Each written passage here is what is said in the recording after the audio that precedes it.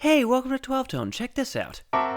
What is that? It's a chord, clearly, but it doesn't sound like any chord we've encountered before. This is what theorists call the Mystic Chord, used primarily by Alexander Scriabin, most famously in Prometheus, A Poem of Fire, which if you've got 20 minutes or so, is well worth a listen. Pretty much the entire piece is built out of this one chord, which brings us back to our original question. What is it? Well, the simplest approach would be to try and find normal chords inside it, and there's plenty to find, like D major, A minor, and B flat augmented. There's even 7th chords, and if we include tensions, notes higher than the 7th degree, we can describe this whole thing as a single standard chord.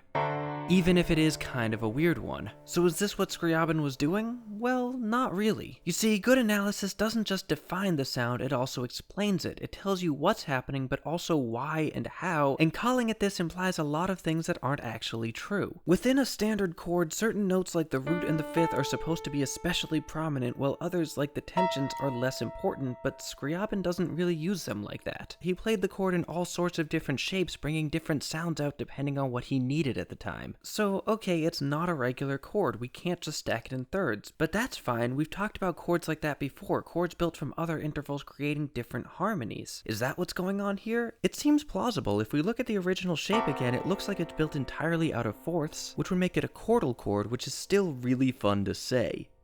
Chordal chord. This is the answer some theorists prefer, but it still has some problems. First of all, there's this interval. F sharp to B flat may look like a 4th on paper, but when you hear it, it's actually a major 3rd, we're just writing it weird. And if we've got a 3rd, the chord isn't really built out of 4ths, is it? But that's not really the final nail for this analysis. Sure, we've got a 3rd, but it's still mostly 4ths, so maybe it's related to chordal chords, even if it's just a cousin or something. But again, we run into the problem of Scriabin's use. You see, when you build a chord out of an unusual interval, part of the point is the specific sound you get from stacking it like that. You want to hear all those 4ths on top of each other, but for the most part, Scriabin doesn't give you that. He rearranges the parts freely to get a variety of distinct sounds using lots of different intervals to great effect, and splits the chord between different instruments and sections, making it harder to identify its structure. It's incredibly rare that you see an actual chordal voicing in his work, which makes this analysis pretty suspect in my opinion. But maybe we're looking at this completely wrong. Maybe it's not a chord at all. Maybe it's a scale. After all, Scriabin often used it to write melodies. This is such a common answer that we even have a name for it, the Prometheus scale, after its most famous use. It sounds like this.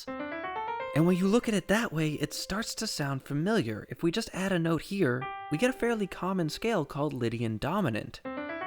So is that it? Have we cracked the code? Was Scriabin writing in Lydian dominant the whole time? Yeah, no. Wanna guess the problem? Yep, that's not how he used it either. Lydian dominant has a strong directional sound. It wants to resolve, it wants to move forward, but Prometheus doesn't let it. I mean, the piece moves, but not in the way a dominant scale implies. Furthermore, Scriabin enjoyed the idea of tonal ambiguity and often went out of his way to obscure the chord's true identity, which makes pinning down a key center incredibly difficult. So again, we're left without a clear answer, and that to me is what makes the Mystic Chord so fascinating. It's not that we can't analyze it with normal tools, of course we can, but it resists that analysis. Every new approach we try gives us a new way to describe it, but none of them actually capture it. They don't tell us how it works, just what it's made of. And yet, it's not random either. There's a clear harmonic language that guides Scriabin's use, but that language is completely his own. It's nothing like normal music. In fact, it's so alien that to explain it, we have to turn to a field of advanced mathematics called set theory. Seriously, here's an entire master's thesis just about this one chord. But why does it matter? It's just a weird harmonic device that one composer liked using. Who cares? But well, the Mystic Chord itself may just be an interesting curiosity, some footnote in a long list of things humanity has done with sound. Its mere existence tells us we're not finished exploring yet. Maybe we never will be. There are still new ways to think about music that no one has ever tried, and they're just waiting for one of us to find them. Even in a world with only 12 notes, there's still so much work to be done.